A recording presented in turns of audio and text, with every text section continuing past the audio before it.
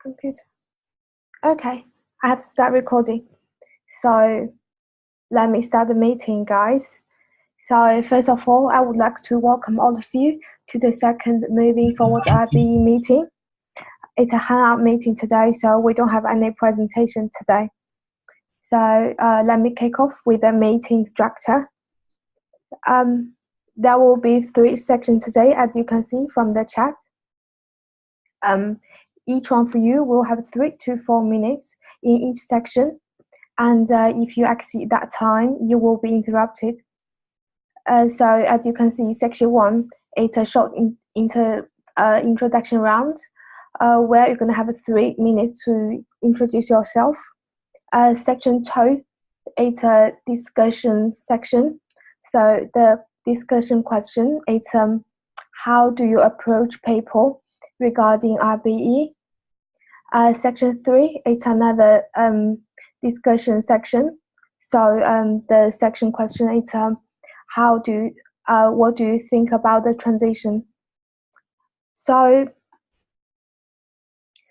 let me introduce some guidelines. So first of all, the most importantly is about nonviolent communication.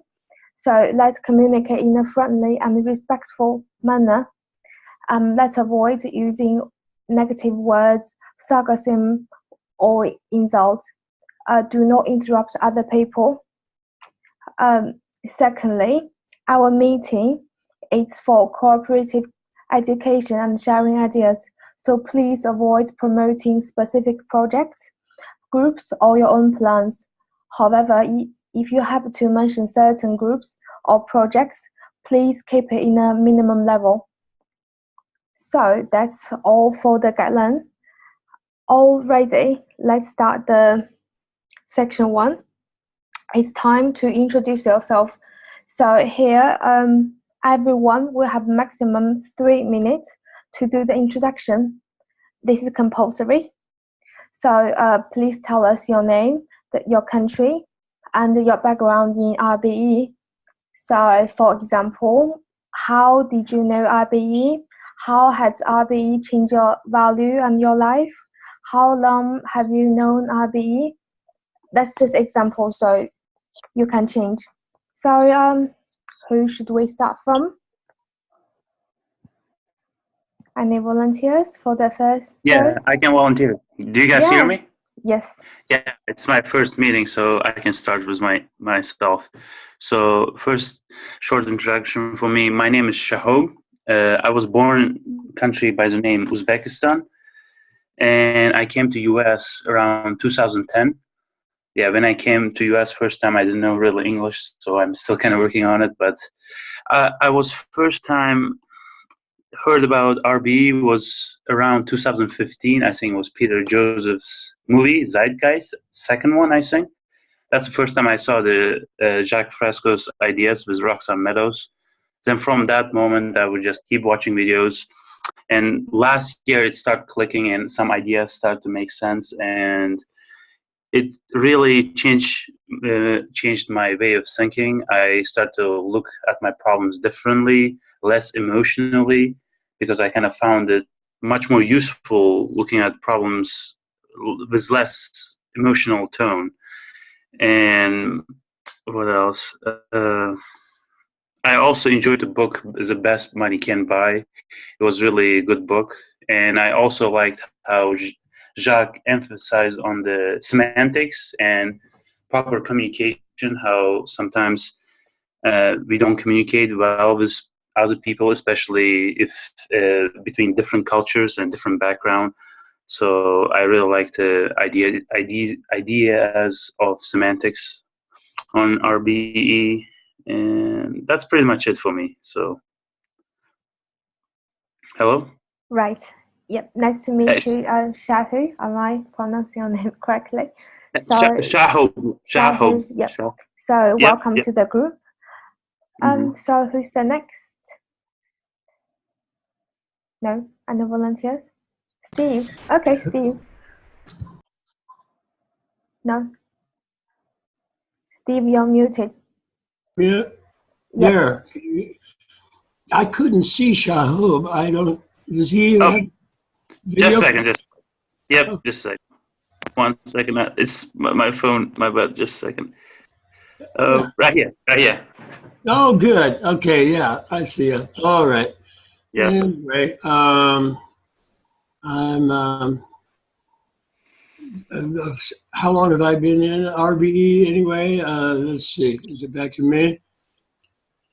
Um, I guess I'm talking here. Yeah, 2009, I saw,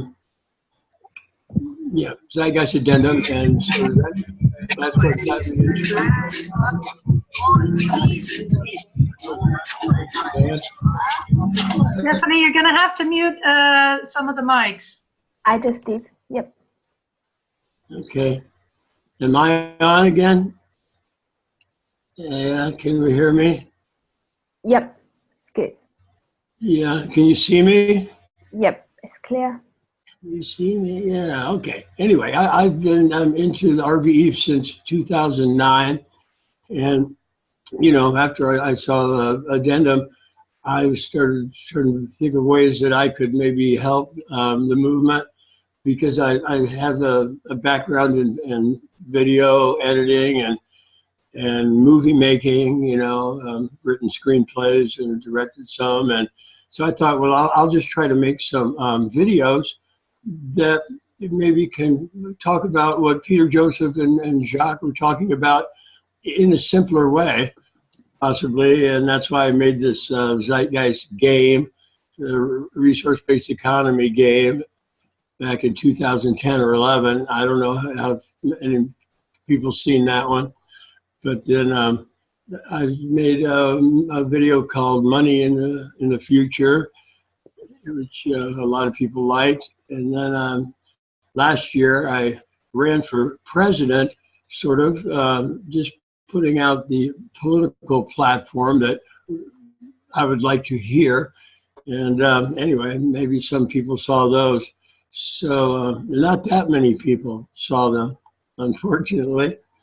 But that's what I've been doing is making videos. Right now I'm just taking care of my 95-year-old mother who lives in Hawaii, and I'm here half the year. And then I'm back in Colorado where I built a house 40 years ago. So I got a wife and 2 kids there.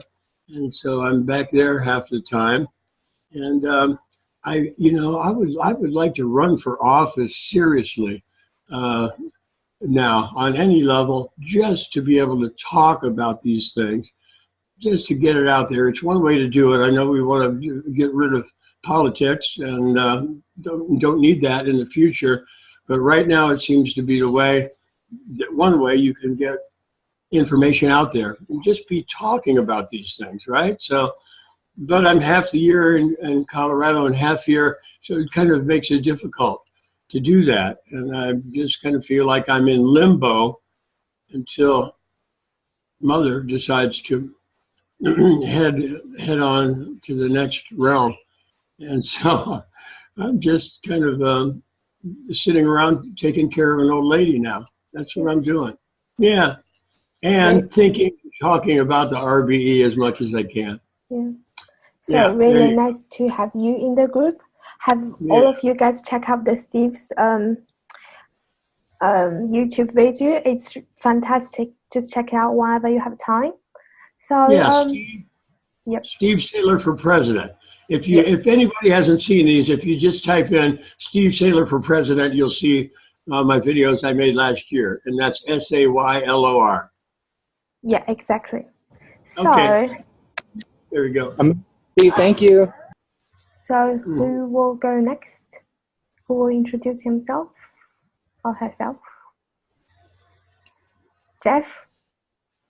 Oh, Sammy, right? Okay. Yes. I mean, yes, I can.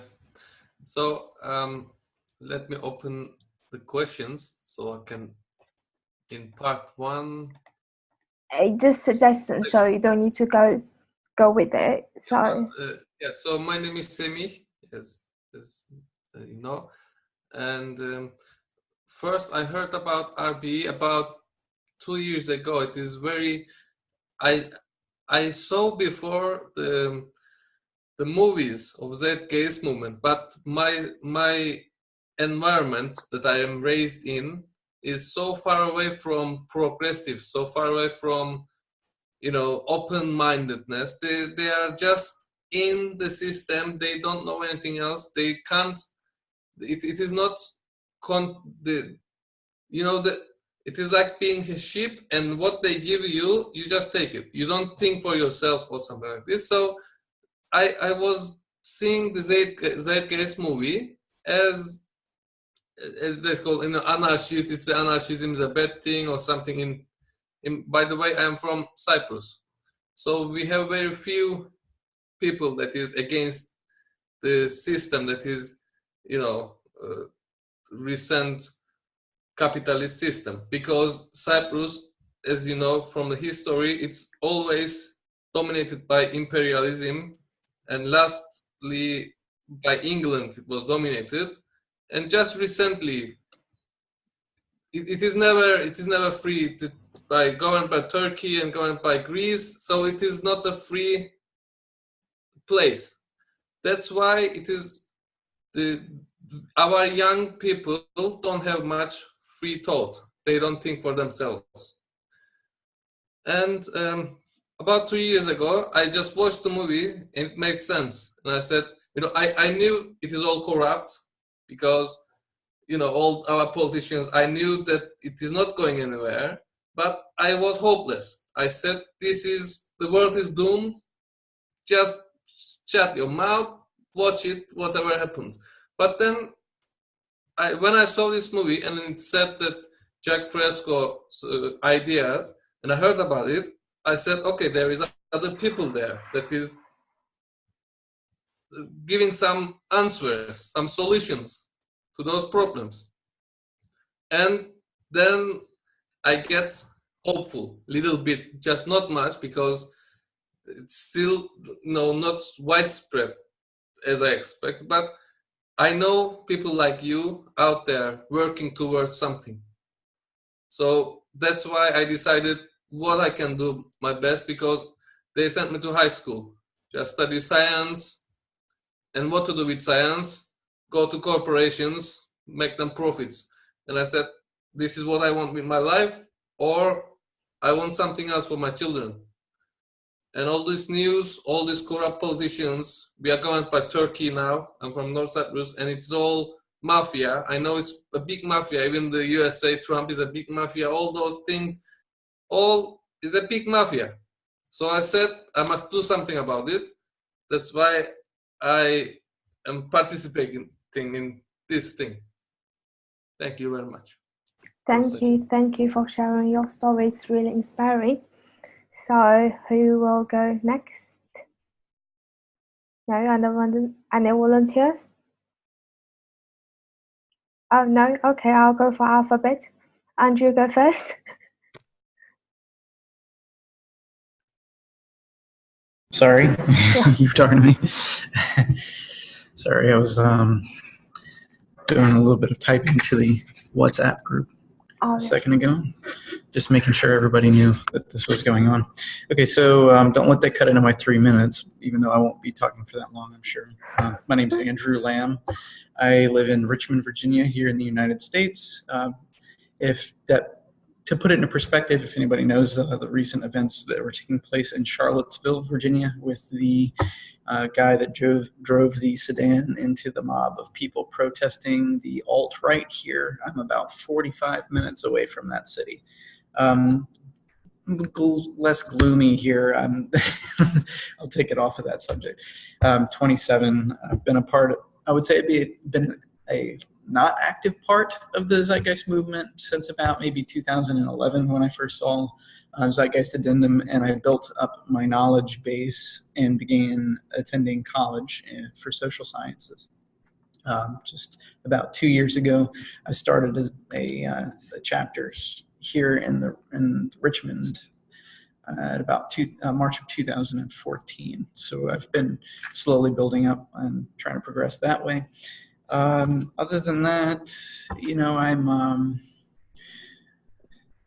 well, I write a lot about this stuff, even though I don't believe any of my work has been published. Eventually, I'd like to share some of that information with you all. I think next Sunday I'm due to give a presentation on automation and workforce psychology here in the United States, even though there's some sources that may be drawn, you know, from other first world countries like the United States or Japan. Either way, I'm looking forward to sharing all of that information with you all. And yeah, I don't really know what else to say about myself. So I'll cut it off here. Thanks. Thank you for the introduction, Andrew. Andrew will give us a presentation next Sunday, so please be here. Right. Yeah. So who will go next? I will go for alphabet, so it's Charlotte.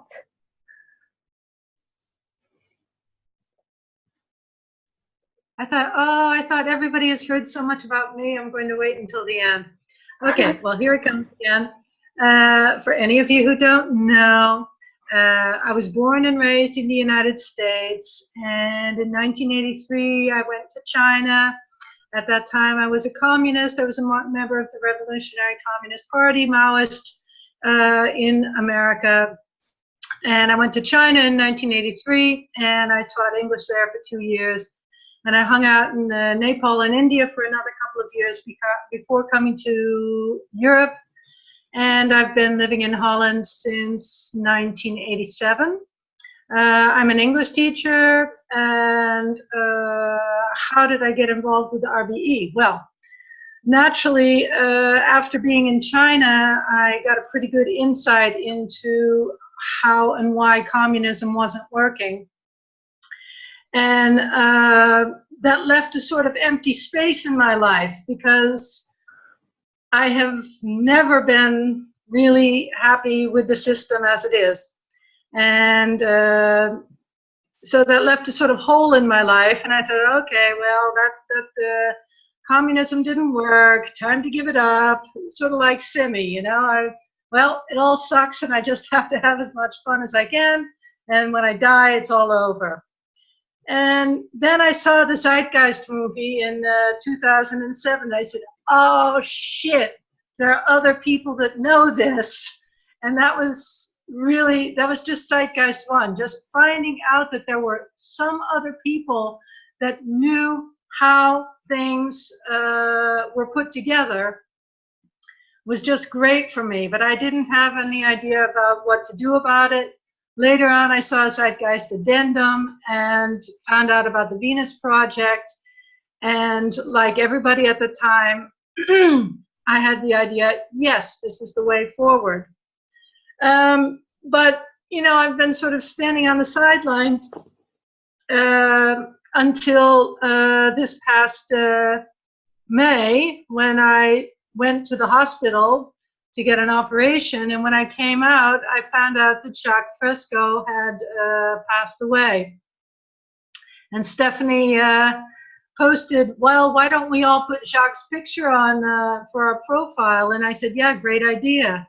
And then she said, hey, Charlotte, you want to help me with the memorial service? And well, that's how we got this whole thing started. It became bigger and better than I think either of us even had ever thought. And then Raul came in and he helped us out. And, yeah, so that's me. I'm, yeah, that's all there is pretty much. I'm a mother, have 2 children, divorced, and I live with a cat.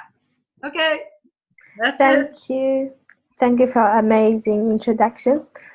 So, who's next? Yes, Me, please. apparently. So my name is Yuri. I'm from Brazil, and I learned about the Venus Project in 2011 through the Zeitgeist movies. So I watched someone in my acting class or theater group suggested, for a long time people were suggesting me the Zeitgeist movie, and I was kind of, oh, I don't know, yeah, I'll watch it. But then I finally watched it, and it was wow, and yeah, it was, I had the same moment of wow, other people are already, you know. And so I watched Addendum shortly after, and moving forward, that's how I got to know the Venus Project. And for a while, like for a year, I forgot a little bit about it because I checked the website that they suggested at the end, the Zeitgeist movement, and there was nothing going on really at the time. There was very little, it was like some news and some stuff, but I wanted to see, the resource-based economy in more detail and wanted to learn more, and I didn't find anything. Nothing was moving really, and I checked the Venus Project's website, and nothing really was going on at the time. So I forgot about it, and I had that thought of, okay, this is great, this is amazing, everything made sense to me, but people are never going to change, that first moment I had. And so, people are really, indoctrinated, there's no way, it's too hard. But then as I studied more and more, I realized, okay, so no, if you don't do anything, nothing will happen, of course. So let's get up and do something, And so I helped a little bit with the Facebook page in 2013, the Venus Project's Brazilian page, actually. And yeah, I helped here and there translating stuff and translating images, making some images and stuff like that. I've been following and studying deeply. I'm kind of addicted to learning, so I went really deep, read the entire website twice, and watched all the videos possible. And I was always being, I've been always curious. And I remember as a kid, like breaking my toys open to see how they worked inside and putting them together. And my mother was kind of, he's fine.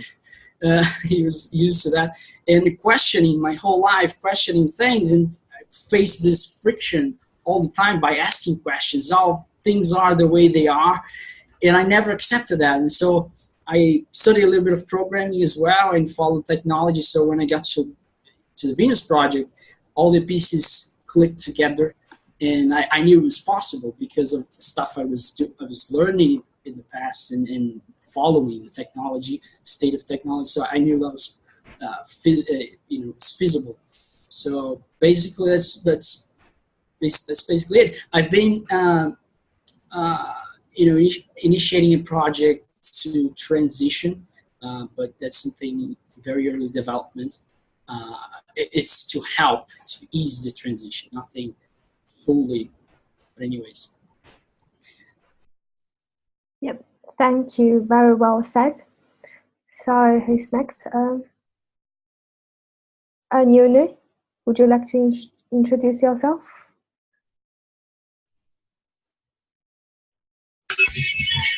Just a minute, if that was for me.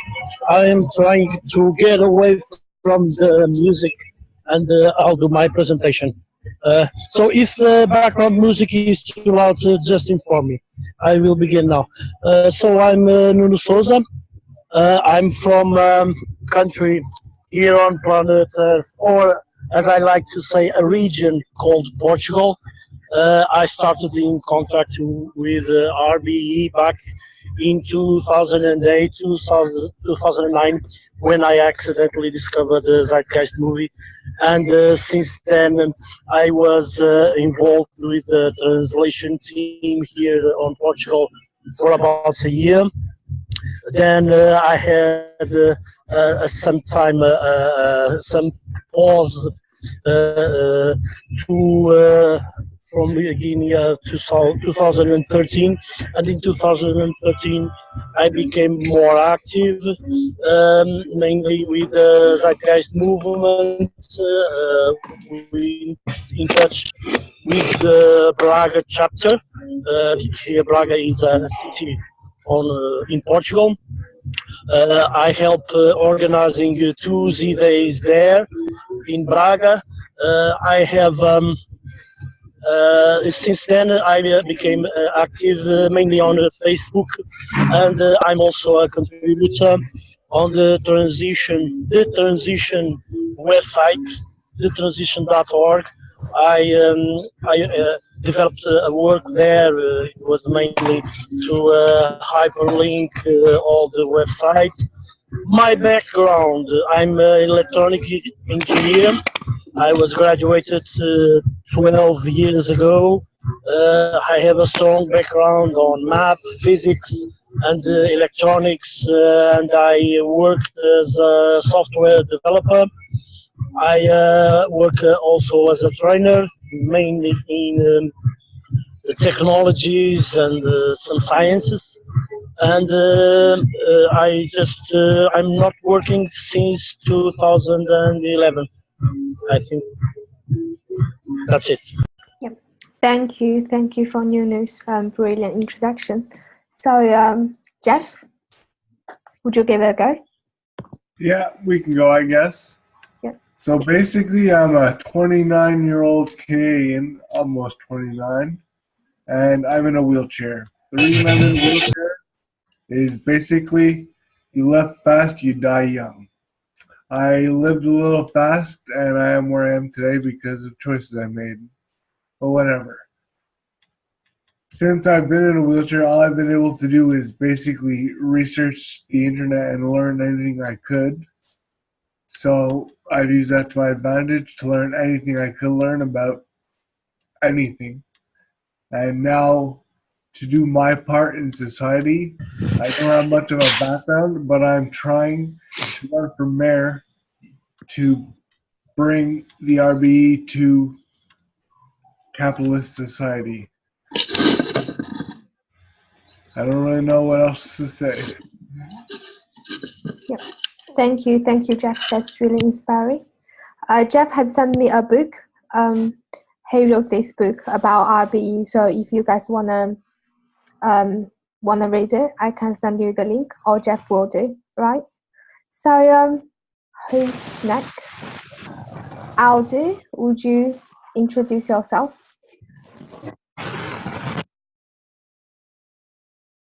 Okay, I guess. ¿Me escucho? My English is too bad to understand all the typing. I don't know how. But I try with text and maybe another participant can continue. Okay, yeah, that will do. You can do the typing. You can type whatever you want to say to the chat. The chat's down there, so I can read it out for you if you want. Okay, right? Yeah. thanks. So who's next? Rao. Rao, are you there? Rao? Nope. Okay.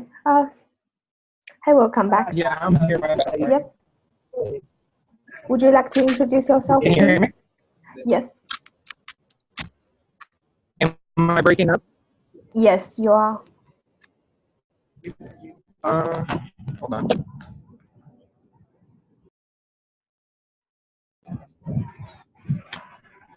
Sorry, guys. It's just my internet connection. Can you hear me, Steph? Yep. All right. Yeah, I'll introduce myself real quick. That's cool. So my name's Raul. I'm 25, born and raised in Denver, Colorado. Just like everyone else, I'm dropping in this. Didn't know anything because you have to learn it before you actually make it off. If that makes sense. During my teenage years, I was into my music, acting, specializing in like different areas like deep space exploration, agriculture, some of it. So I know a little bit of everything, just not a lot, and it depends on the subject. But I consider myself a generalist, especially being an investor, trader, an entrepreneur, having these multiple businesses to, in turn, help this direction. So everything that I do is for a resource-based economy or to make our world better. I don't like the world that we live in. If you really think about it like that. And my aspect is from all that learning from my music, acting, getting up to meeting Jacques, and then going from there, learning everything about a resource-based economy. For me, it's so down with talking to everyone, spreading the awareness, like a word-of-mouth advertisement. But my issue is like, when is this shit gonna get done? Excuse my language, but it's like, what the fudge? We had like decades and decades of this, and why haven't we actually made a drastic change? Especially with all these people that actually say, well, we want a resource-based economy, and all they're doing is talking about it. Like, what's up? we actually have to take action together as a generation or as individuals. And whatever you want to call it, socio-cyberneering, the World Summit, I call it personally socio-cyberneering. That's the idea of a resource-based economy, or the applications that will be in a resource-based economy. But yeah, it's going to be amazing, guys. That's a little about me. I have like multiple businesses, corporations to actually help this direction. I can't get into that, and I'm trying to keep it under 2 minutes. But it's freaking amazing, guys. You don't even know, especially with everyone's help right now, spreading awareness with the social media. And I don't know, I'm fucking excited. Honestly, guys, I'm so excited to build this city, to actually fund the first city, and just to have it a reality here in the United States right now, in the times that we live. Because some people that I talk to, especially supporters, like, oh, you can't do that, that's not feasible. Fuck that, that's just an excuse to why you're not getting shit done. We could pretty much do anything if you really put your mind to it, and not just have the knowledge or the information, but make it applied knowledge. Apply all that knowledge that we take, and apply it to a resource-based economy or whatever kind of world that we want to live in. There's so much things, that's all that there's so many applications and so many things that we're doing helping towards this direction. I can't get into it, but I really do appreciate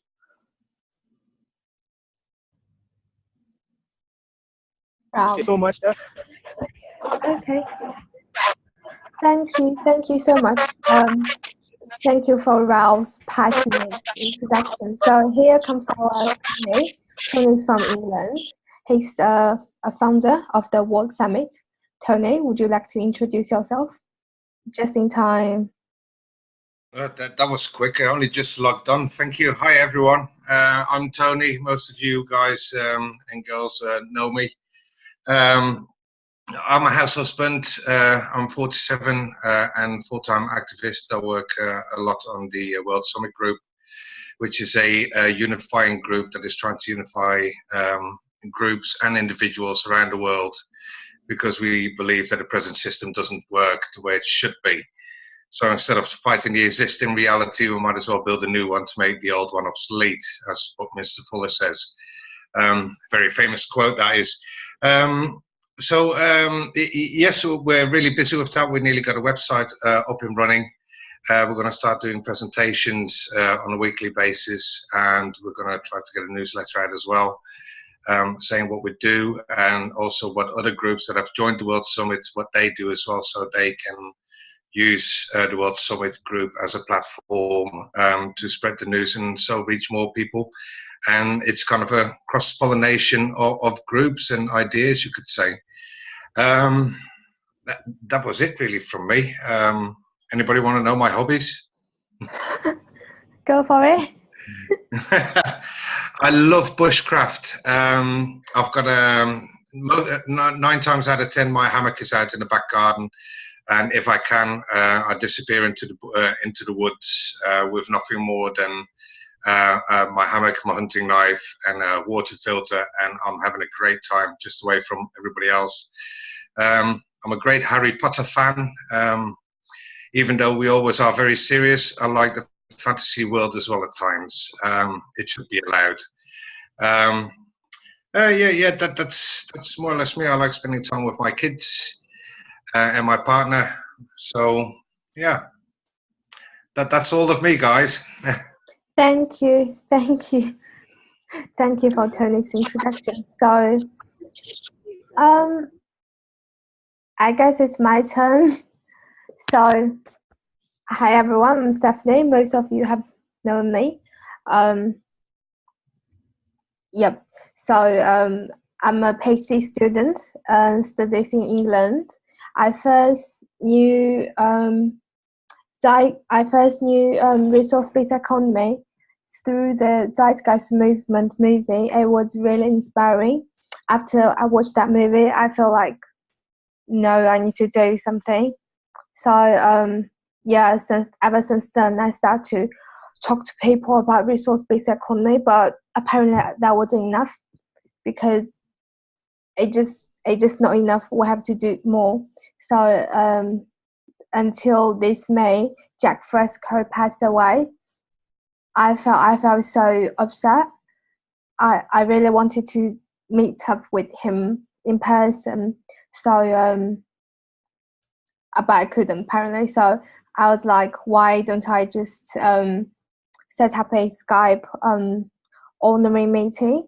So I asked help from Charlotte, and Raul helped me. So we set up this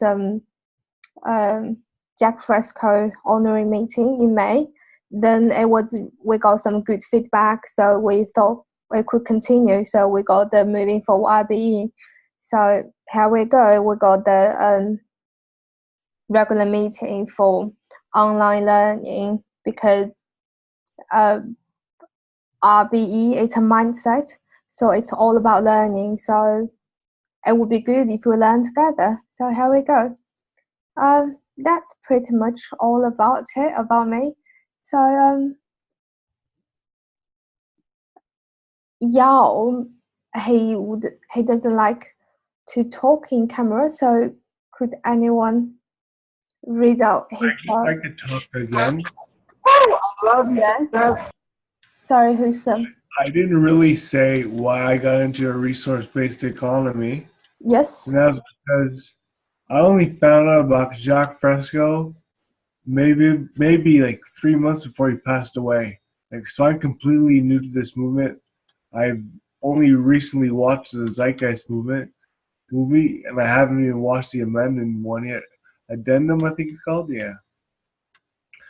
But basically, 2 years ago, I was given the opportunity to write a book, and my book was basically something that I could see Jacques have saying, and that's why I decided to get into this, because I had to bring it here because I'm just tired of capitalists ruling the world. Yeah, we all have the same feeling, I'm sure about it. So thank you all of you for your very brilliant introduction. So I would like to move to section 2. Do you want me to read the bit from Yao? Yes, please. Yeah. So, well, you've probably all seen it already. But Yao said that. Where is it all? I can copy. Yeah, the only part I see is, before knowing Fresco, I was a Krishnamurti fan. And does he make any sense for anyone? Well, just responding to that, Yao, yes, definitely. I can go because I found it. What? Yao is a European-born pianist and singer who also plays the trumpet and the trombone. He lives in Bahia since 1997. He says Brazil is a very interesting country because they've got a great fast adaptation faculty. Thanks, Jeff. I didn't see that. Thank you so much. So we have so far all introduced ourselves. Let me move to section 2. I'm just gonna. So the discussion question for section 2, it's how do you approach people regarding RBE? So I'm just gonna copy and paste the question to the chat. So could everyone please check the chat? I have sent the question there. So if you know how to approach people, how to start your talk, it's good. But if you don't, you have zero hints, zero clues. So I got some hints in the bracket, so probably it can give you some ideas. So for example, how would you start when you start approaching people? What's the difference? Do you have different strategy towards different group of people, such as workers or students, you know?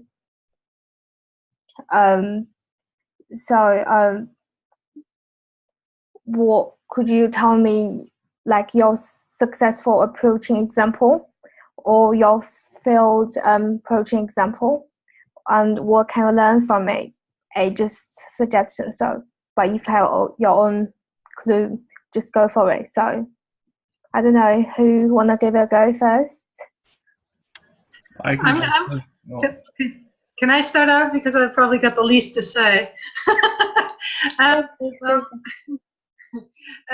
well, that's not actually true. I'll tell you, when I was a communist, I used to go to the ghetto in Boston, and I used to hand out flyers there.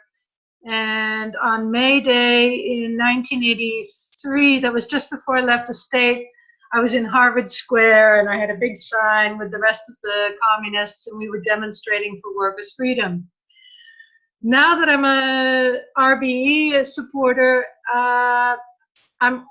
it's not as straightforward for me because I'm also a teacher. So actually the only real convert that I've ever made was one of my students, and I just found out about that recently. One of my students, he was really interested in a lot of political stuff in a very different way, and I mentioned the Venus Project, and I found out later, after he left my class, I found out later that he actually got involved with them for a while. When I talk to people, I find it difficult. Most of the people I know are just, middle class Dutch people, and they aren't really open for it. The only other thing I want to mention is that I saw on one of the Zeitgeist movements, one of the Z Days, I think it was 2016, there was some educator, and he said that they set up an education site. And on the education site, they have all these ideas about how you can talk about a resource-based economy in schools. So I'm going to see if I can get somebody to come to my school and talk to my classes about a resource-based economy. It's like when I'm at school, I have to be the teacher, not really having that much political involvement, but I'm always trying to get books and movies and stuff like that into class and talk to them about these things. And they're probably the most receptive people I meet. That's it. Thank you for Charlotte sharing her experience as a teacher and as an activist. So the difference, so from what she said, I can see, so students, they're easier to accept a new idea. So about the middle class, they are the most difficult target. Sorry for the word target, but you guys know what I mean. So who wanna introduce next? Like, how would you approach people regarding RBE? You guys must have done so. So how? Yes, please do so. Sammy. So no one wants to talk first, so that's the second. I just I decided about, I don't remember when, but I said the main media, Facebook, is the best way that I can approach, that I can give information to people about this direction. And I decided to open a group as a resource-based economy, Cyprus. And I share all the information you guys are sharing. When I like it, I say, okay, this is good, and I just share it. And I'm trying to persuade people to think openly, to be open-minded. Because I want to give you an example. For example, I want about my father. He is my father, and he is from family, the closest thing you can be, right? So there is the conflict between South Cyprus and North Cyprus about housing, about how infrastructure. So they are trying to unite Cyprus, South Cyprus and North Cyprus, to unite together, as we are trying to unite the world. So this is a miniature, this is a small area. So we are trying to unite, but there are economic problems. So I told to my father, because he is watching all the day to TV and the news, the government is saying, we should do this, and I told him that why not, that what is the problem? There are enough houses, homes, there isn't any homeless in Cyprus. So there are enough homes for people. What is the purpose of a house? To live in. So what's the problem? Let's give all the population enough houses and let's unite. And I told him that the only problem that we are not uniting, that they are going to Ban Ki-moon, to United Nations, whatever, and they say, you know, we will do this, and they know that this will not be solved because they only propose solutions for the capitalists. If it will be solved, it is not good for the capitalists. So they run the process uphill, so it will not be solved. So I talked to my father like this, you know, like a socialism point of view, because they are so foreign. This idea is so foreign to them, these people, like, you know, my culture and all the culture, like they don't know anything about it. They only know capitalism because they're forced, all like Turkey and Cyprus and all these areas. They don't know anything about socialism or anything. So I told to my father, and he said, if you go on TV and told this, the houses are just for living and we should share, like about socialist ideas, maybe it's the Cypriots will support you, but they don't know about it. Really, as I live, my high school friends, there is no socialist culture there. It is all killed. So the best way to approach as an RBE, we like open-minded, is science education or whatever. I try to tell to my teacher friends, as you know, Charlotte said, my teacher friends can go to young people and inform them, and I just share on Facebook. So this is what I do on media, Facebook. Thank you for sharing. That's really good strategy. So basically, Sami started from the current problem of the capitalism to the socialism. It's a possibility. Then to the resource-based economy. So from what he said, it's basically, it's like it's not people. It's not like they are against it. It's because they don't know. They don't know. We could have a whole different society. So yeah, here we go. That's why we are here. That's why we are here as educators, to promote the idea to more people. Even we got rejected sometimes, but we're not going to give up, right? Thank you for sharing. It's great. So who wanna go next? Steve, yes, please do so. Yeah. You know, when I'm trying to talk to anybody about RBE, I just always start with the money game, right? And how banks work, and how, you know, the money is not loaned the way you think it is. It's not in the reserves of the bank. It's created when somebody wants a loan. They just type the numbers into the computer and presto, there it is. And that money is put into the money supply, but they want you to pay them back with interest. But that interest money is never put into the money supply. So it can never be paid back. You know, people need to understand this first, just the basic, the way the money works. I know everybody here understands this, but most people do not. They don't understand the central banking scam, that the Federal Reserve is not part of the government. It's just private bankers. But that thing about the money being created out of nothing, that money the principal being put in the money supply, the interest they want you to pay them back with is never created.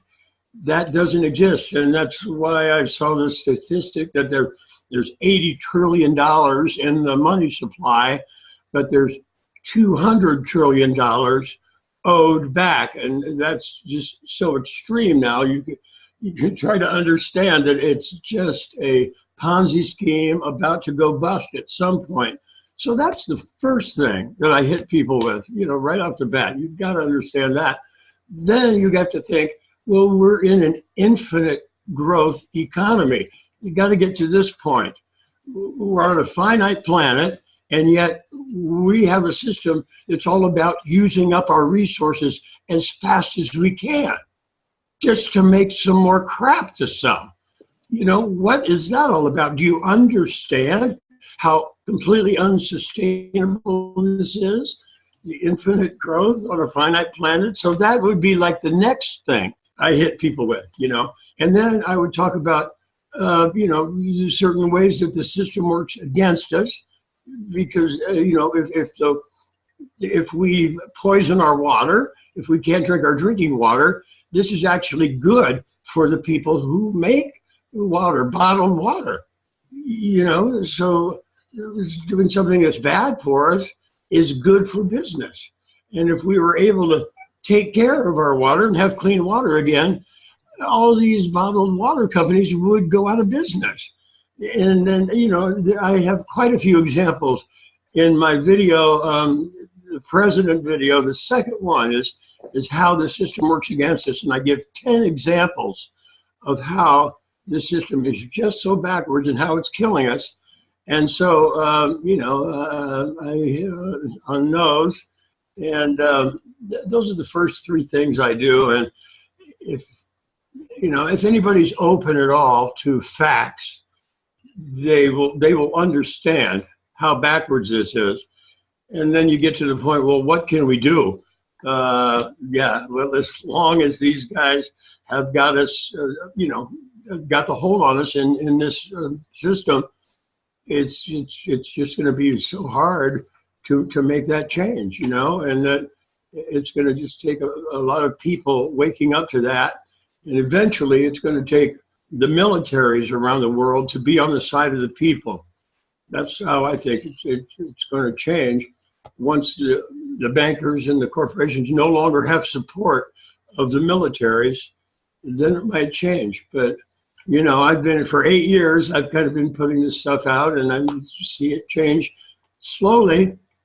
I still have hope, still have a lot of hope, and I think more and more people are learning about it, but you're waiting for that straw. We're waiting for that straw to break. And Occupy was one point where that was a big one. There's going to come something next.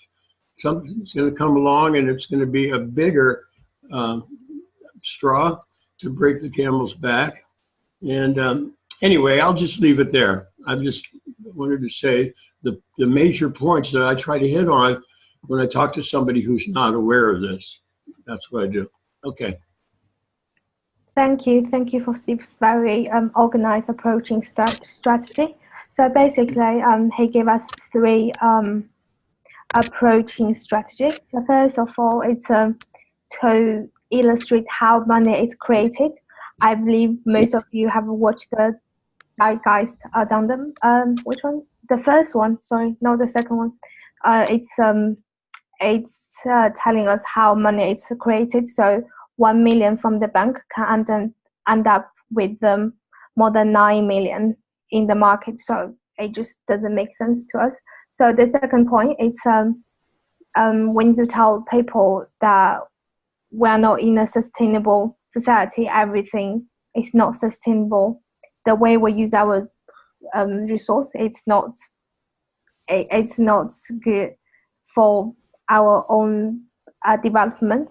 So the third point he gave us is, in short, basically, what's bad for environment, it's sometimes good for business.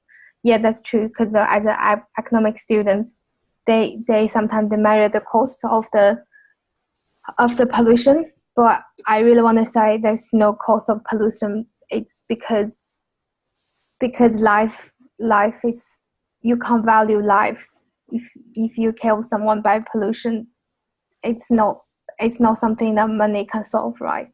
So yeah, thank you so much, Steve. It's really inspiring. I have learned a lot. I have noted. I have added in my note. So who wanna go next? Tony, yes, please do so. I've waited for a little bit because I wanted to listen first to what everybody else said, or maybe a little bit mean of me. I feel that most people these days are different, and everybody needs to be approached on their terms. If you bring something new to the table, to excuse the analogy, but to ram it.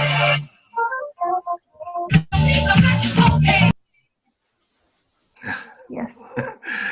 But to ram it down somebody's throat is not a good thing either. I'm not saying that anybody is doing that. Sometimes when you get onto somebody else's into somebody else's house, backyard, you know, you kind of adhere to their kind of rules, and you have to tread carefully how you bring it about. I find that if you can put it in such a way that people arrive to that kind of conclusion themselves, then it's so much easier to open up a dialogue and get into the real nitty gritty. You know how it is when people sit in the bar and they all say, the world is shit, we need to resolve all this, that, and the other. Just plant a seed. Let them arrive to their own conclusion, and all of a sudden the conversation becomes quite constructive, and people will be more convinced on saying like, well, you know what, that there is truth in here. RBE is the way forward. And at the moment, the way how I see it, we are heading towards an RBE as we speak, but on whose terms is it going to be? Is it going to be on the terms of the present system, which will be absolutely devastating? Or is it going to be on our terms, to put it that way? Obviously, the choice is simple, and this is something that we need to try and bring across to people when we promote RBE and say, like, look, guys, you know, the decision is really yours. You do not need to have permission from somebody else to make changes within your life, and that helps everybody else, kind of thing.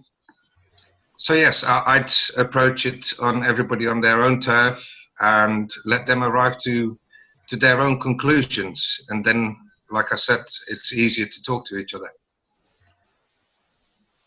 Thank you. Thank you for sharing this. So basically, Tony is saying we can sometimes make people to get to the conclusion by themselves. That would be easier. That would be more persuasive because they would believe, yeah, we have alternative to this society. Yeah, that's a really good idea.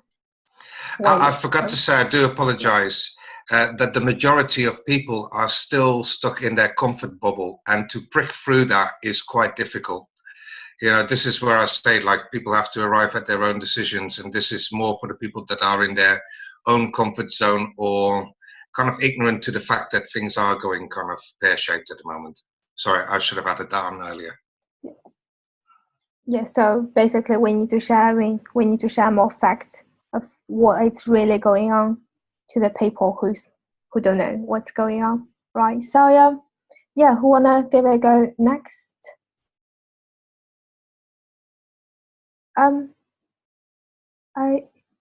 Yuri, right? Yeah. Yeah, taking advantage of what I forgot his name. Word Summit. Sorry. Tony, of course. Yes. Sorry. Tony, you said, you know, you can break the bubble. And so one approach that I found was to enter their comfort bubble first. So connect with them first, personally, through areas that you connect, that you have in common. So that's something worked for me. With one particular person that was religious, and he was on his way to becoming a priest, and he completely changed in a year and became an atheist and supports a resource-based economy. Is a huge change, and it's not attributed to me, but you know, all the material that I shared with him, that I know that he read and all that, was just because we connected first. So he took that more seriously. I think that's how I see it, and that's the second point. Mentioning casually, like when the time arises, you know. So when an opportunity arises, when you talk about a particular subject or hunger or this or that or crime, and then you mention a little bit of information, that worked for me way better than, you know, giving them the whole picture at one particular time and without, you know, any, in a time that was really not appropriate. Nothing was asking for that, let's say. And another thing that I found useful was breaking topics in smaller pieces or in layers, instead of giving the whole picture at the same time. That never worked for me. Giving the whole picture never worked at all. So, so really giving them the minimal possible, the bite-sized information. I remember a neighbor, he's religious and all that stuff, and I met him in a bus stop, and we were going home, and we were talking for a while, and he mentioned, "Oh, I'm so tired of school and all that. I don't really see much point in doing that." And I said, "Yeah, wouldn't it be wonderful if we could just, we didn't have to do that. We didn't have to work, or we didn't have to study things that we don't like studying, and we could just go to the beach." And he was, "Oh yeah, that would be awesome." And so just planting that seed, he was, "Oh, that would be awesome if we could do that." But I never mentioned the Venus Project.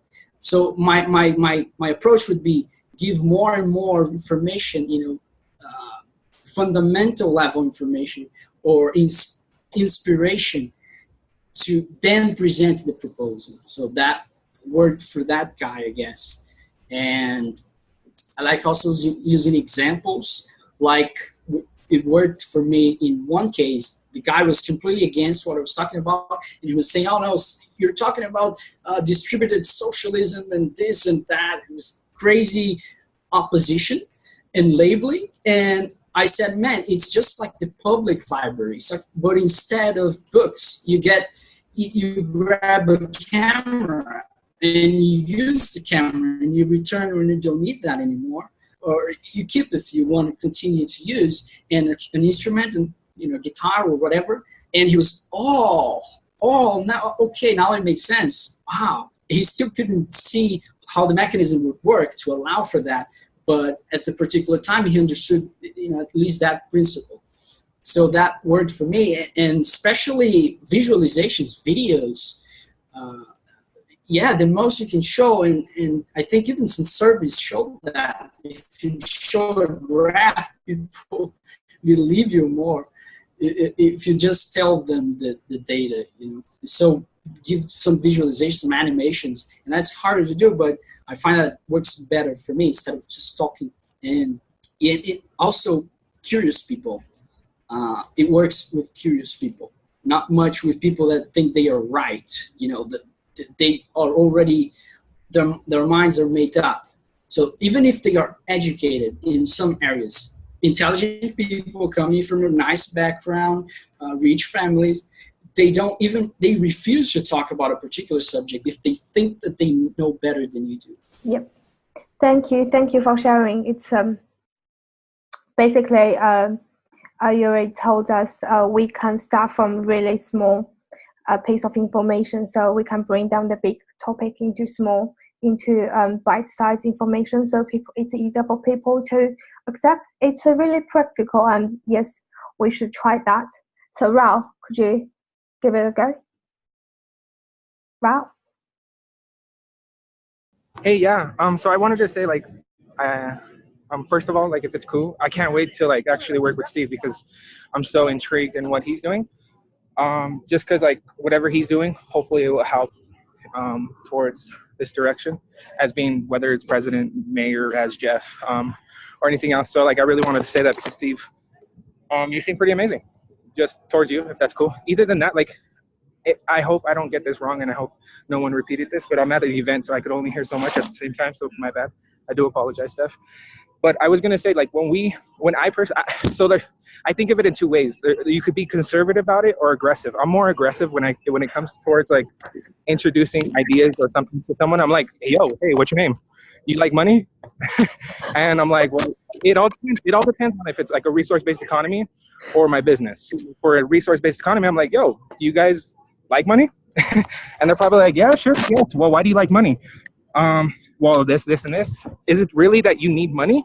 Or if there was a way, and this sounds weird, but if there was a way to actually make money obsolete, would that be cool with you? And then I just start the conversation off like that, and there's so many ways you could go about it, on how to approach people on a resource economy, especially I think for me, it's easier for me because I have the skill sets of like communicating with people. But for other people and introducing it, I guess it's like a learning process. But at the same time, I think it's as simple as, damn, like, don't you hate the world that we live in? And some people are like, nah, why wouldn't you hate the world? Like, and then they're like, no. And I'm like, okay, so you like suffering? You like killing? I'm like, that's crazy. And then, you know, like there's so many ideas like and conversations that this could go about, but like I think of it like a business. If you really think about it, I don't like it. You have to understand, I'm still in this society until we break through the transition. But to that extent, it's like growing a word of mouth marketing business. If you really think about it, it's just approaching people in their terms through their background so they could understand. So it all freaking depends, because I can't wait to hear Andrew too, but it all depends on how that person is. Like, I guess what I'm saying is, like, if I go to a Spanish person that speaks Spanish, that value system of where they come from, especially from the Latin culture, is more towards religion and this and that. And especially the creativity that they have, or the ingenuity that these people have, it's crazy. Like, I don't want to call them incompetent, but because the society is produced the way it is, some people like aren't conscious. They're like unconsciously incompetent. They think they know what they know, and they really don't. And it's freaking crazy. There's millions and millions of people, and we could see that proven here in the United States. But I would say that's like, I love everyone's ideas, because I think it all works. That's why I love what we're doing here, coming together as an Ohana, honestly, as a family, as one world, one people, in one direction. And taking all that into consideration, it's not just my ideas, but it's like all your guys' ideas, putting this together that makes it look sexy, and then putting it and arranging it in a way where it's like comes out, whether Yuri explains it as, there's this thing that they're working on right now called a tree of life. And I think it's amazing, because that's what I call socio-cyberneering, but they just call it a different way, because until we all agree on one name, whether that be a resource-based economy and all these different applications that's going to work towards this in that way. But I'm telling you, there's this thing that they're working on that's called Tree of Life. And hopefully it's more sophisticated than what they explained or I'm observing. And I just got to wait on that, because it's like, I think it would be amazing to create something like a decentralized hub that's more relevant and resource, if that makes sense. Because Jacques talked about it, but I haven't started investing in it. But you could go, Stephanie. My bad. Hold on. No problem. 4 minutes, just in time. So yeah, thank you for Ralph's passionate sharing. Yeah. So basically, Ralph wants to approach people by introduce money's function. So money is really an intermediate. So it's resource that we need. We don't really need the colorful papers. Then Ralph moved to we need to think about their background. We can't just say you don't agree with this, so you agree with the war or poverty, because it doesn't work like that. We have to think how we communicate with people. So yeah, it's about nonviolent communication. So we have a lot to learn, but yeah, but we're on the way, right? So who wanna give a go next? No? Yeah? No? If not, I'm gonna move to next section. One last offer. Who wanna share how to approach people? Andrew? Can you actually hear me? Yes. All right, sorry, like I'm using a standard wired headset, and then the mic is feeding through my computer, so I don't know if it was working. Yeah, I can share really quick, and this is definitely going to kind of elaborate on what Tony was talking about. As some individuals who've listened to me talk here before will know, I'm all about trying to make the conversation about them, not about myself. And I find that in a lot of cases that's very important. Well, because, well, a lot of people think they already know everything. That, like, we've said that a couple times too. Some people are very egocentric, and they think they know what is best for everybody. Sometimes even people within our own fold, if you will, feel that way. And it can definitely it can definitely lock people into places, and then you're going to see these lines drawn, and it really helps to create division more than it does solidarity. So what I do when I discuss ideas with people is, like I said previously, I make it about them. And so first you ask questions like what their beliefs are, like what do you think is going to lead to a better society? You may find people that are going to say, well, capitalism is the key here. And then, well, what does capitalism mean to this person? Because we all know that there are probably about a dozen ways to define us. A term like capitalism, it could be laissez-faire, which is it translates to let the people do as they will, which is supposed to be the freest part of the market without any regulations from the state. They might think that capitalism means corporate capitalism, state capitalism, which is what we have essentially today. Same thing goes with people who say they believe in socialism. What does that mean to them? It could be in the traditional sense, European sense, which was the worker control of the means of production, and that could also mean corporate socialism, or state socialism, which is what you often see. If you actually compare and contrast ideologies, you see that in well, there's some debate, as far as what Stalin did and what Hitler did. They called themselves a lot of things, but didn't really act according to those things all the time. So you have to disseminate what those meanings are, and once you do things like that, you can really you have to build a platform for their understanding for you, which is like, do they believe in things like free will? Do they believe an environment plays a larger role in the way they behave? Do they rely on instincts like gut feelings or data? Are they data driven? Like, I pulled this book out of my book bag here. This is a great source that I like to use. I don't know if everybody's familiar with the work of Wilkinson and Pickett, but this book goes into incredible detail about why equality in societies makes societies stronger, makes them less prone to be violent, and things of that nature. So that was like, I used that kind of as a means to discuss what they believe in and what their so you go from their beliefs, how they believe those things, why they believe those things are valid. I hope I don't go over 4 minutes here. I talk a lot. What their solution is. So is it a freer market? Is it more regulation? Is it bigger fines for people that pollute heavily? And then you try to find the common ground there in your agreements. You try to, like, oh yeah, those are things that I really worry about too. And then when they discuss their solutions, you try to not necessarily like grandstand here, but you try to say, well, what if, we tried to implement a method such as this, which is of course like leaning into resource-based economy methods for trying to solve problems, technical solutions rather than financial or institutional ones. And then you still try to compare and contrast. You don't try to make it about you. You don't try to make it about that you possess some superior argument, but I find that the compassionate approach to discussion, which takes far longer, I'll say, than just telling everybody what you think is the right thing to do. It is more difficult, and you have to have great patience.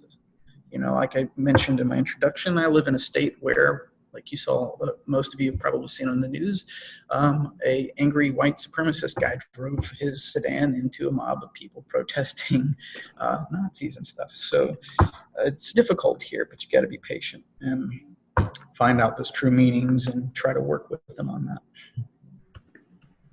Or the meanings to them, true meaning. I don't know, that's subjective too. Thank you for Andrew sharing. So basically, Andrew starts approaching people by making the conversation about them. So so we have to consider their own background based on their own understanding, so we can develop a conversation instead of just feeding them information, because otherwise they wouldn't understand, right? So could I add one thing, just because yes. I looked in the group chat really quick? Right. I know Aldo said here in the very last portion, forgive me, I haven't read the whole text here. He said that we're akin to anarcho-techno-communist movement.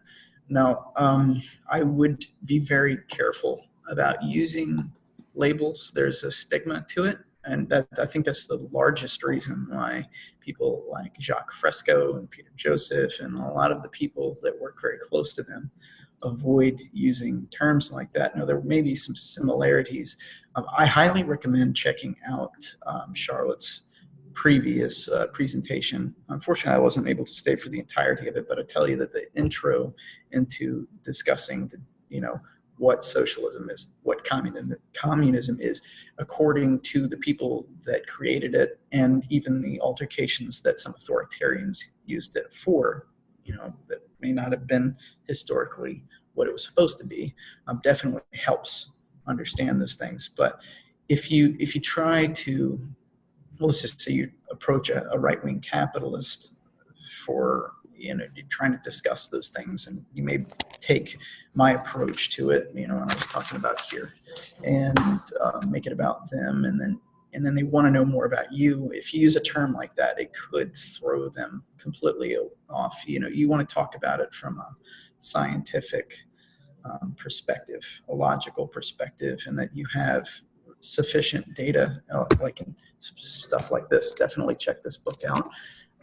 And of course, like Peter Joseph's new book, which I also have over here and stuff, he goes into a lot of very heavy research in it. Use data. Don't use labels to make your argument sound, because I don't know, communism, the name is terrible for a lot of us. Yep, thank you. So basically, Andrew is telling us don't try not to label people, otherwise they wouldn't be accepting whatever we're saying, right? So guys, I'm afraid I have to move to the section 2. We got around 10 minutes left for this for the whole meeting. So the discussion for question 2, it's what do you think of transition? Sorry, section 3, my bad. I'm just going to copy and paste the question to the chat. Here we go. Can all of you check? Could I start on that? Actually, I brought this question in because of something that I read this week on Facebook.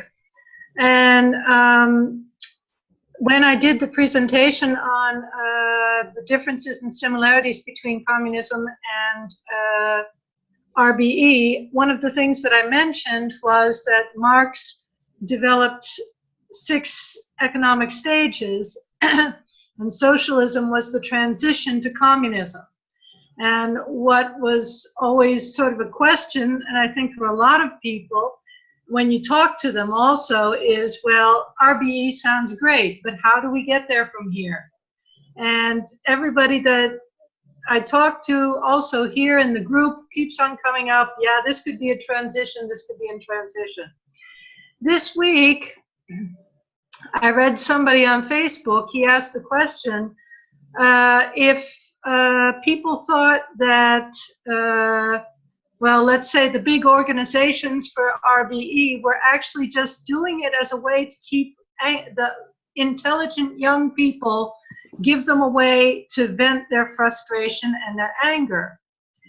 And one person said, no, I don't think so, but there are some people in these groups that think that the governments are going to come to these organizations and ask them to save everything. So there are people in the big organizations for RBE. This is someone who is within one of these organizations, and she said they think that the governments are going to come to us. And that sort of surprised me. But on the other hand, I'm thinking, well, maybe that's the reason there's no transition plan. So I'm just sort of interested. What do you guys think of that? I'll just quickly throw it in there. I think that it is one of many possibilities. Do I think that is one of the more likely ones to take place. I mean, of course, like it's impossible to try to guesstimate what the chances of that are. I think that they would probably be slim. I mean, you're talking about the people who run these governments are ones that have built like billion-dollar underground bunkers. They're like ready to start from scratch, and that's a terrifying thought. So, yeah, it's one idea among many. Thank you. Thank you for sharing about your own experience of transition. So, who wanna give it a go next? What do you think of transition? What do you think it's gonna like? What do you think it's gonna start? How it's gonna start? Yes, Emily? So there is you are actually asking if you are a pessimist or you are an optimist to me, because first the Yuri mentioned about education. So the children, the young people, how transition can be, if you inform them properly, you teach science and avoid this rubbish culture, the transition will happen naturally. If you give them love and science, they will find all this system accomplished. They will see it is rubbish. And today I just saw a history in 19 minutes, whole history. I mean, all the emperor, all these developments in 20 minutes. It was explained there. So I thought about it. Why we need to lock students all those years in to teach just 20 minutes video? I mean, there is much more information that I ever learned in history lessons. So the locking of these children is just when their parents are working there, so they can spend time and they can be indoctrinated within the culture, have the values of the culture, and continue. There is nothing new there. So if you teach young people this science to follow reality, the critical thinking, the transition will happen naturally. But I think the problem is the older people. After maybe 10 years old or so, when they go to puberty, they form their own opinions within the culture of what they learned, and they tend to continue it. So to change this, I think you can't change much, because it's the same as religion. I was following the Richard Dawkins, that he is trying to change the opinions of people that the religion is wrong on whatever, right? And some people is, if you approach with truth, they defend it, like because it is like their personality, and they feel they are being wrong, and they fight for it. They fight for against the truth that you are telling them. So I don't really know. Maybe this is something impossible we can do, because Noam Chomsky said, if you are a pessimist, you prepare the world for the worst outcome. You must be an optimist, so you do your best. So I think teaching science, telling the reality, telling that we are headed to climate change, environmental destruction, and it shouldn't be this way. There are many alternatives. Why this is like this? Because the history, the emperor, you can show this 20 minutes video, the history video, and it is not different. It is very surprising that I was thinking in high school that we are culture, we are developed, we are now civilized, whatever. And I watched this video, and there is no difference at all from 4,000 years ago. Still there are boundaries and new inventions is coming, and we are fighting.